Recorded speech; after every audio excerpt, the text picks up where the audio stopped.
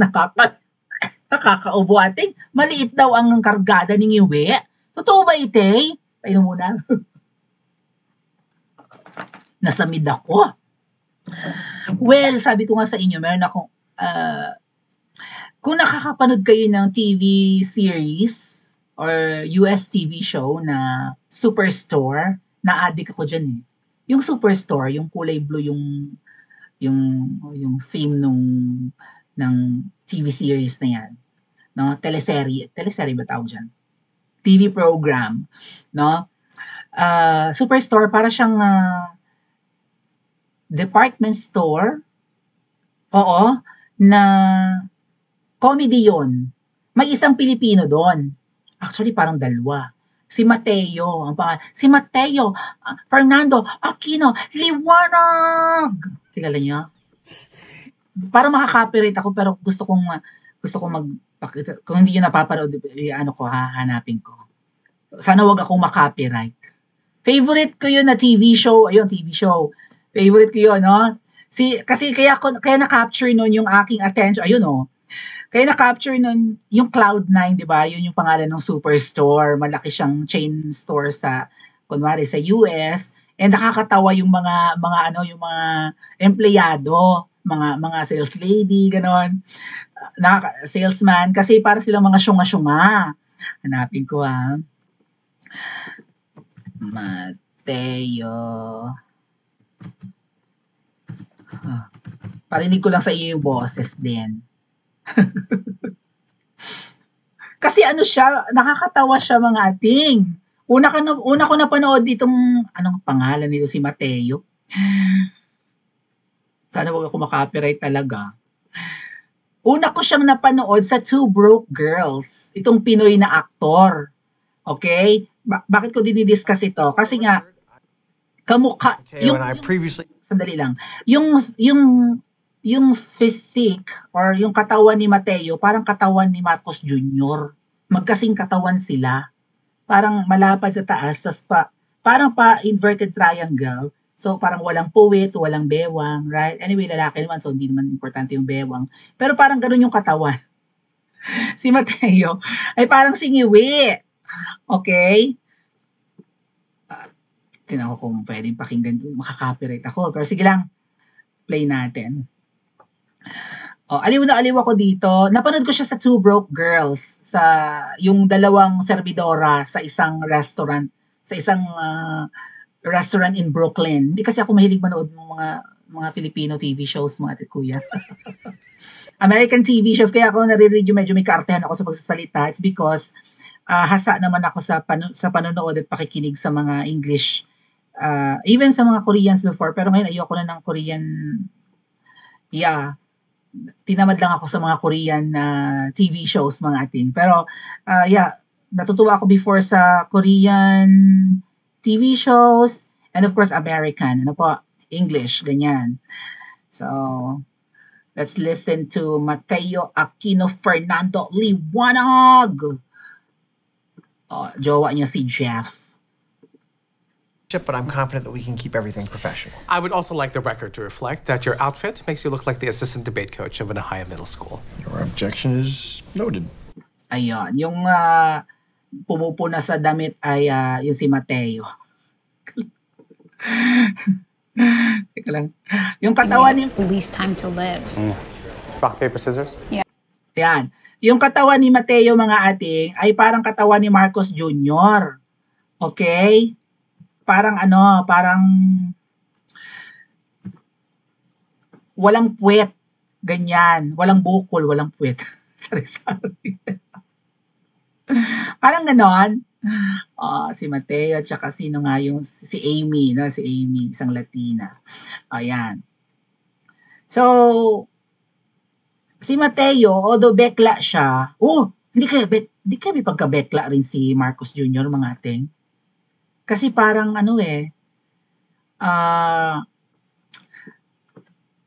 parang, di ba may checka na nagpa-bottom daw ito siya? Nagpa-June totals. Ewan ko kung totoo yun. Sabi lang naman ni Dean Chase. Parang nagpa-tusok daw sa kanyang jewetals itong si Siniwi, di ba? O, malay ko kung totoo yung sinabi ni Dean Chase na iyon. No? Anyway, ay, kasi nga daw, meron daw, may audio recording daw mga ating eh. Sandali lang. Okay. Ay, ano ba yan?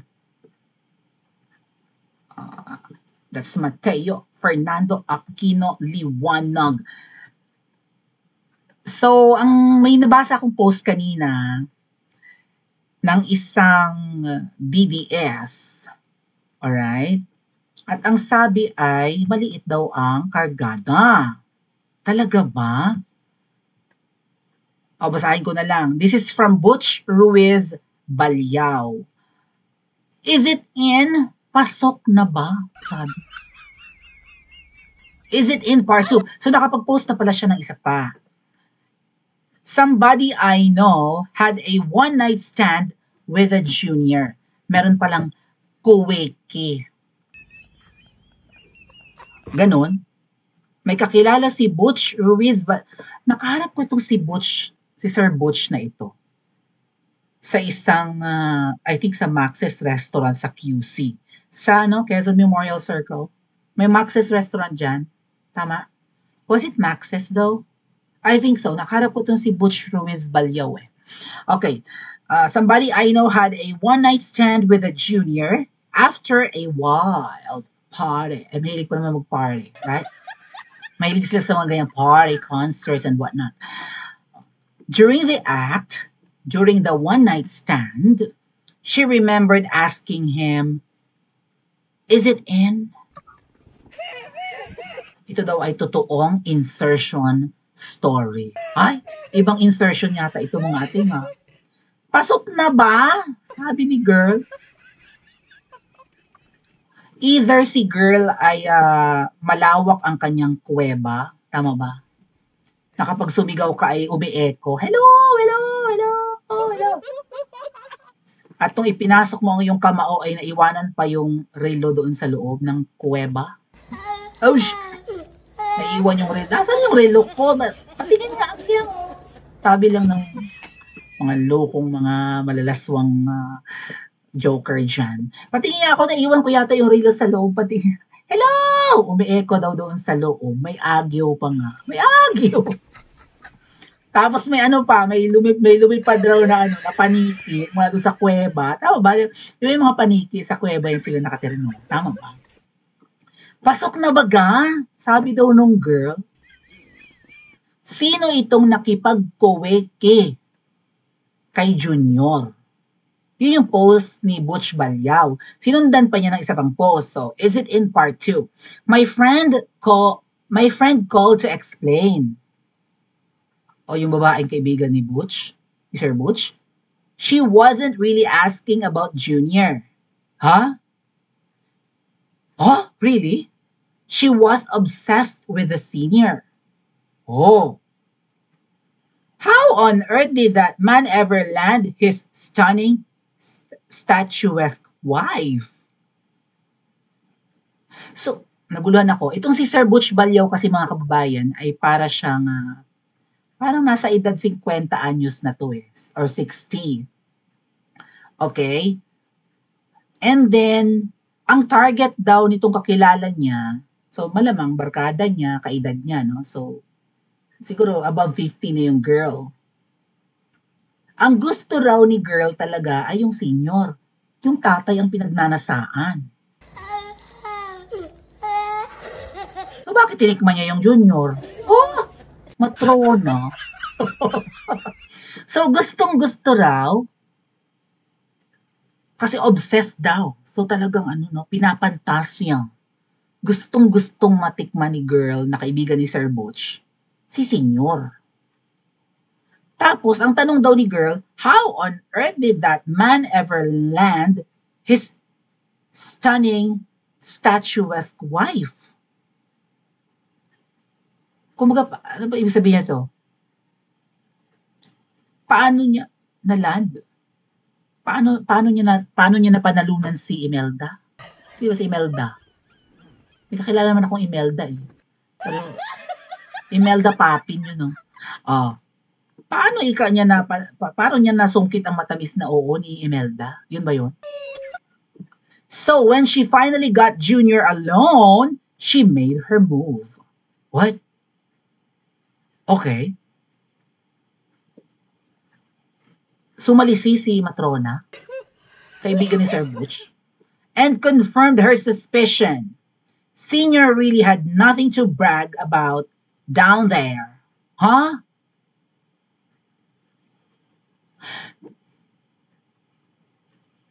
Naguluhan na Kes. Nagdududa si kaibigan ni Sir Butch na matronang babae. Matrona siguro, kung kaibigan, may edad na siguro, no? Mga 50s to 60s na. Nagdududa siya.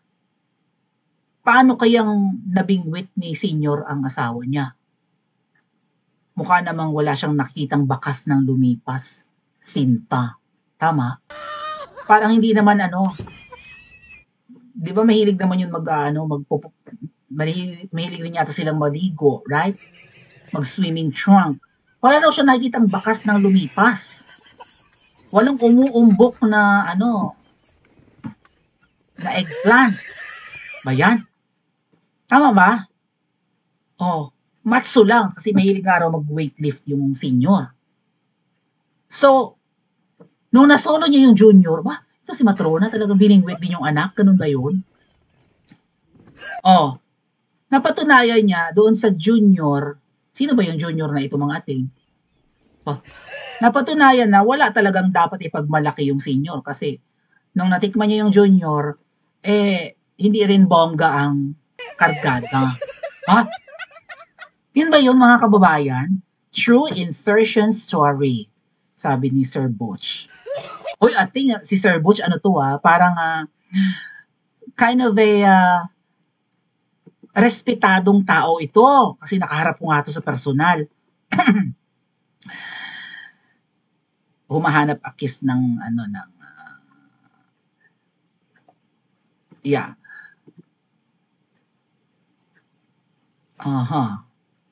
Naghanap ako ng picture ni Sir Butch. Nakaharap ko to eh. Sana nag-upload naman siya ng picture niya, no? Puro political ang pinopost eh. So, baka hindi na nag-post si Sir Butch ng kanyang picture. Masipag mag-post. Nakasama ko ito sa isang kind of a convening kuning-kuning ng hakbang ng maisog. Kaya nakaharap ko to sa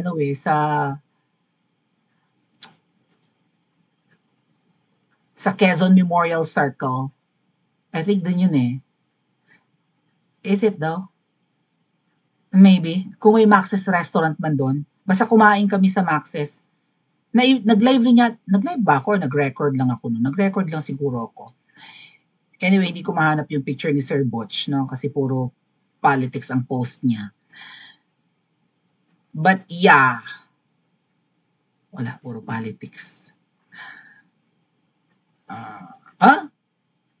Is this him though? Is this him?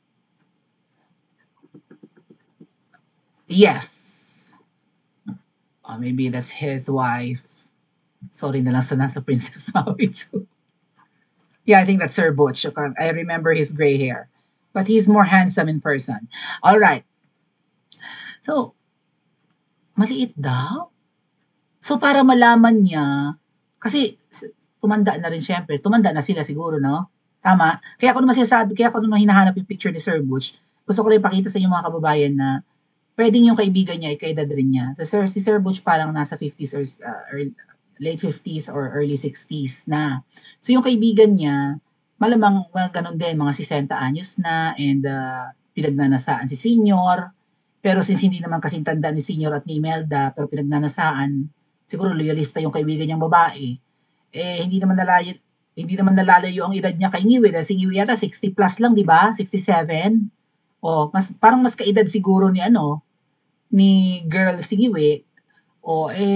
Nung nasolo niya si Ngiwi, tinikman niya kung mahusay ang pagkakaluto ng eggplant omelette. Tapos sinabi, pasok na ba sa banga? Parang hindi pa. Ay, hindi bongga?